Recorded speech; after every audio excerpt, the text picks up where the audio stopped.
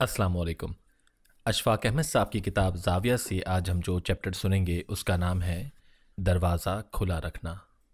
आज से चंद हफ्ते पहले या चंद माह पहले मैंने ज़िक्र किया था कि जब भी आप दरवाज़ा खोल के अंदर कमरे में दाखिल हों तो उसे ज़रूर बंद कर दिया करें। और मैंने ये बात बेशतर मरतबा विलायत में क़याम के दौरान सुनी थी। वो कहते थे कि शट बिहाइंड द डोर। मैं सोचता था कि वो ये क्यों कहते हैं कि अंदर दाखिल हों तो दरवाज़ा पीछे से बंद कर दो। शायद वहाँ बर्फ़बारी के बायस ठंडी हवा होती है, इस वजह से वो ये जुमला कहते हैं। लेकिन मेरे पूछने पर मेरी लैंड लेडी ने बताया कि उसका मतलब ये होता है कि आप अंदर दाखिल हो गए हैं और अब माजी से आपका कोई ताल्लुक़ नहीं रहा। आप साहिब हाल हैं, इसलिए माजी को बंद कर दो और मुस्तकबिल का दरवाज़ा आगे जाने के लिए खोल दो।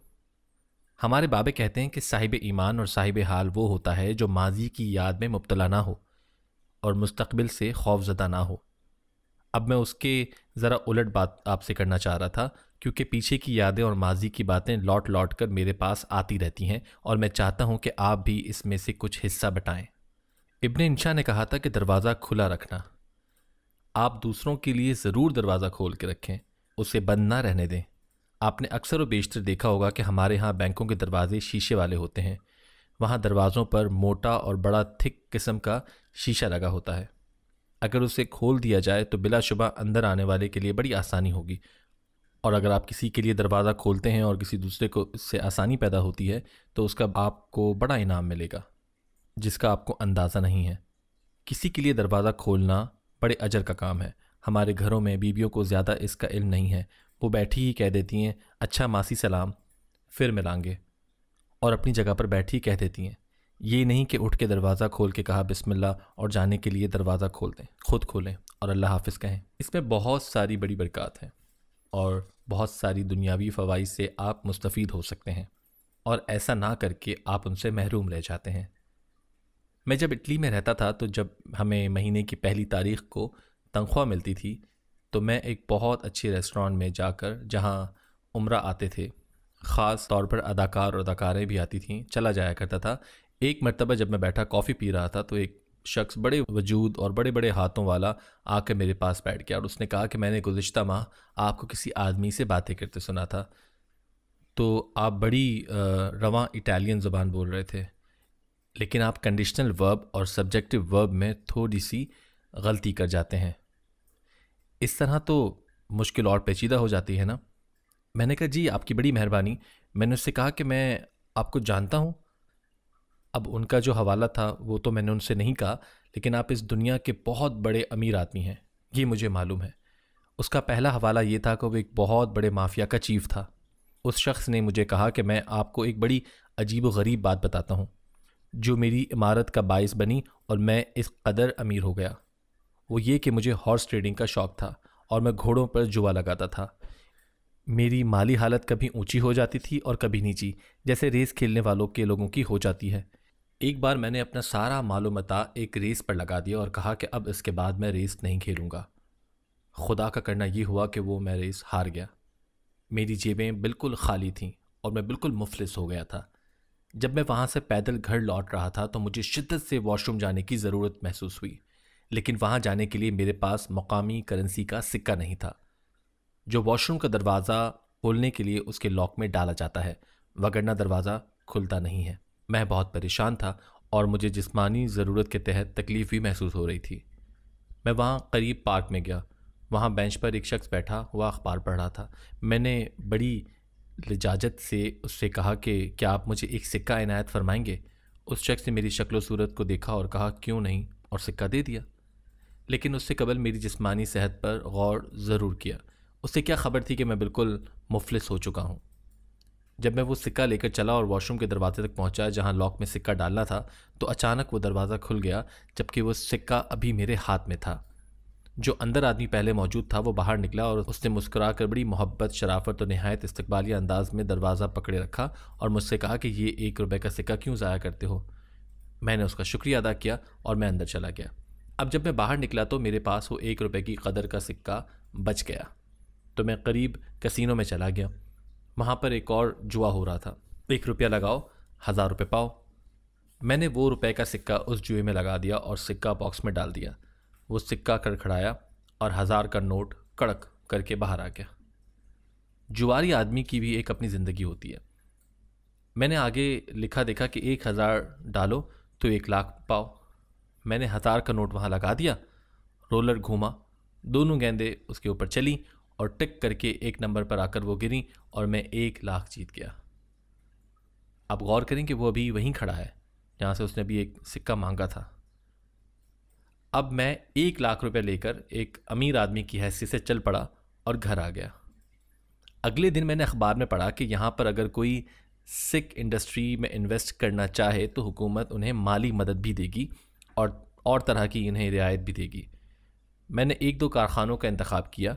حکومت نے 1,00,000 روپے فیس داخل کرنے کا کہا اور کہا کہ ہم آپ کو ایک کارخانہ دے دیں گے۔ شاید وہ جرابے بنانے یا انڈر گارمنٹس کا کارخانہ تھا۔ وہ کارخانہ چلا تو اس سے دوسرا تیسرا اور میں لکھپتی سے کروڑپتی اور ارب پتی ہو گیا۔ اب آپ غور کریں کہ یہ سب کچھ ایک دروازہ کھلا رکھنے کی وجہ سے ممکن ہوا۔ اس نے کہا کہ میری اتنی عمر گزر چکی ہے اور میں تلاش کرتا پھرتا ہوں اس آدمی کو جس نے مجھ پر یہ احسان کیا۔ میں نے کہا اس آدمی کو جس نے آپ کو 1 روپیہ دیا تھا؟ اس نے کہا نہیں، اس آدمی کو جس نے دروازہ کھلا رکھا تھا۔ میں نے کہا آپ اس کا شکریہ ادا کرنے کے لیے اس سے ملنا چاہتے ہیں؟ تو اس نے جواب دیا نہیں، یہ دیکھنے کے لیے کہ اس سے ملنا چاہتا ہوں کہ وہ شخص کن کیفیات سے گزر رہا ہے اور کس اونچے مقام پر ہے، اور مجھے یقین ہے کہ دروازہ کھولنے والے کا مقام روحانی، اخلاقی اور انسانی طور پر ضرور بلند ہوگا، اور وہ ہر حال میں مجھ سے بہتر اور بلند تر ہوگا، لیکن وہ آدمی مجھے مل نہیں رہا ہے۔ میں اس کی یہ بات سن کر بڑا حیران ہوا، اور اب مجھے انشا جی کی دروازہ کھلا رکھنا کی بات پڑھ کر وہ شخص یاد آیا۔ یہ ایک عجیب بات ہے کہ بڑھاپے میں گزشتہ 40، 65، 62 برس کی باتیں اپنی پوری جزویات اور تفصیلات کے ساتھ یاد آ جاتی ہیں، اور کل کیا ہوا تھا یہ یاد نہیں آتا۔ بڑھاپے میں بڑی کمال کی چیزیں ہوتی ہیں۔ ایک تو یہ کہ آدمی چڑچڑا ہو جاتا ہے۔ میں سمجھتا تھا کہ میں بڑا پلیزنٹ آدمی ہوں، بڑا شریف آدمی ہوں، میں تو چڑچڑا نہیں ہوں۔ پرسوں ہی مجھے گیس کا چولہا جلانے کے لیے ماچس چاہیے تھی، میں اتنا چیخا اور وہ آخر کدھر گئی ماچس؟ میرا پوتا اور پوتی کہنے لگے کہ الحمدللہ دادا بوڑھا ہو گیا ہے۔ میں نے کہا کیوں؟ تو کہنے لگے آپ چڑھنے لگے ہیں، اور ایسی تو آپ کی لینگویج کبھی نہ تھی۔ میں نے کہا بھائی آخر بڑھاپے میں داخل ہونا ہی ہے، کیا کیا جائے؟ لیکن پھر بھی میں تم سے طاقتور ہوں۔ کہنے لگے آپ کیسے طاقتور ہیں؟